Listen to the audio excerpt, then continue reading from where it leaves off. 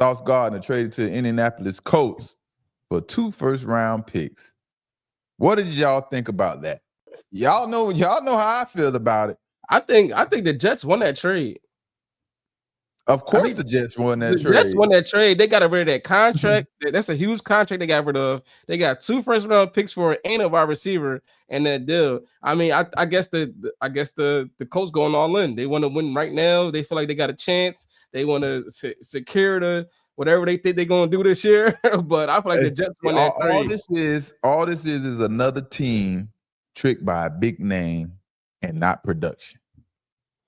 Like you said, the Colts gave up 2 first-round picks to get Sauce Gardner. For what? And I get it, Indianapolis Colts think this is the year to make a Super Bowl run or something like that.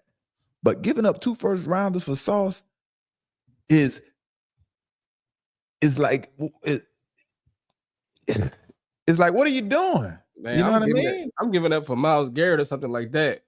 Like a game record. I don't know about for Sauce. I ain't doing that, man. I don't think it's like, man, you giving up 2 first-rounders for a guy that is productionless, basically, right? Like, what is this all about? It's like, how do you get caught up in these names and give up your assets like that so easily? Just because you're desperately thinking this is the year to win the Super Bowl or make it to the Super Bowl. If they are willing to give up 2 first-rounders for Sauce, they could have traded for damn near anyone. You could get anyone for 2 first-rounders. Sauce Gardner doesn't have a big impact on defense. Period. He isn't the playmaker type of cornerback. Now, Darren Moonji, the general manager for the New York Jets, was prepared for this moment for another team to make an offer like this for Sauce Gardner. On Tuesday, GM Darren Moonji explained that the $30.1 million per year deal was specifically designed to make it easy to move Sauce Gardner. We had a lot of discussions going through the contract process, and some of the details we had to have in that contract, Moonji told reporters, because you never know how the future is going to unfold. And we always want to be in position to potentially trade these contracts. We made that contract still a tradable contract for the case where you get into a situation where you think the value is too good to pass up. And that was the case here. So sounds like they was prepared, willing and ready to make a move. Now for the Jets, Aaron Glenn, they got the perfect scenario they could expect for a star cornerback or just a cornerback, you know what I mean? Yeah, Jets is done winning this year. They already ready for the rebuild. They traded Quinn Williams to the Cowboys for a first-round pick. They got the 2 first-round picks from the Colts. They're not trying to win no more this year. I think this is it for Justice Fields. I know you've been opposed of Justice Fields all season long. I think they preparing for a new quarterback, a new whoever they want on their team, because they got 3 first-round picks next year. But I think they got more than that. I think they got like 4 or something like that. Yeah. So they ready for a real change in New York.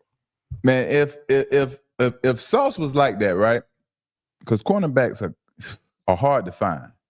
If Sauce was like that, the Jets wouldn't have traded him. Trust me, right? Now, in 4 seasons for the Jets, Sauce Gardner registered. How many interceptions y'all think? Guess for me. Y'all help me. Help me out. How many interceptions in 4 seasons? 2. 4. Close. 4. You keep dodging and going in and out. 3. 3. All right. 3 interceptions and 46 passes defended. Right? Now you may say 46 passes defended is pretty good. And that sounds like a good number in 4 seasons. But 20 of those passes defended came in his rookie season. And ever since Sauce's rookie season, he has been a rescinding cornerback. He hasn't been getting better. He has been going downhill. Now, like you said, the Jets won 3 first-rounders in the 2026 draft.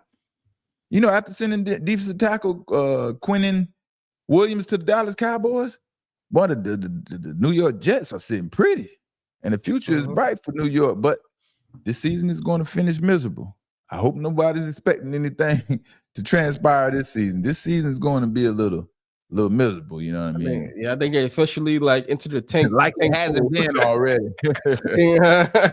Let's trade away all our defense and just get our picks. Yeah, exactly. And now me as a new head coach, I have a reason to extend my career as the head coach over here. You know, you can't blame me for none of these players or this season because I wasn't responsible for bringing these players in here. You know what I mean? But I've always felt like Aaron Glenn wasn't happy with Sauce Gardner, with what he brought to the team. You know, really good corners are hard to find or replace, like I said.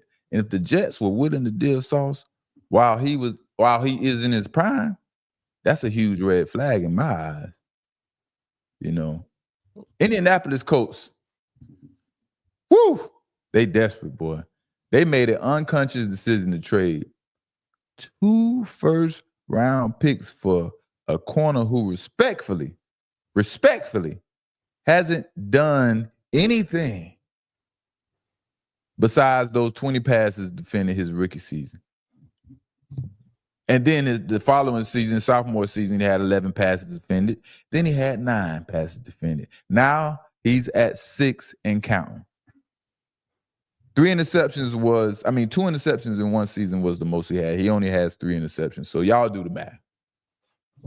If the stats that I just mentioned are worth 2 first-round picks, hey, be my guest. You heard what he said earlier this season, that the only reason why he getting pass interference called to him because he played for the Jets. So now he goes, he's not getting no more pass interference called to him. He played for the Colts now. And that's the thing about excuses. We can all make excuses. We can all find a reason why things ain't going right? Now we gonna see now. Those excuses will catch up with you. Now that excuse that you use is gone. Now you can't have any more excuses. You see what I'm saying? And you know what I mean? So we have to wait and see. And he had to show up and show out. Other than that, we'll see. But this was a desperate move for the Colts to make this trade. They were doing just fine with what they had without Sauce Gardner. That surprised me. Now the pressure's on for the Colts defensive coordinator to try and put Sauce in position to do what?